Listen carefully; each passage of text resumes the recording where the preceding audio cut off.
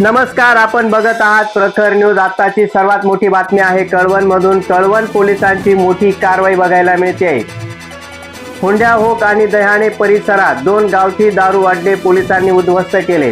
यात तब्बल 2200 लिटर रसायनासह 22,500 रुपयाचा मुद्देमाल जप्त करून नष्ट करण्यात आलाय। गोपनीय माहितीच्या आधारे कळवण पोलिसांनी ही धडक कारवाई केल्याची माहिती समोर येते। मात्र पोलिसांची चाहूल लागताच दोनही संशयित आरोपी घटनास्थळून फरार झाले। या प्रकरणी महाराष्ट्र दारूबंदी कायदा अन्वये दोघांवर गुन्हे दाखल करण्यात आले असून सध्या आरोपी फरार आहेत आणि आता त्यांचा कळवण पोलीस शोध घेत आहेत। अवैध धंदे खपून घेतले जाणार नाही असा इशारा कळवण पोलिसांकडून देण्यात आलाय।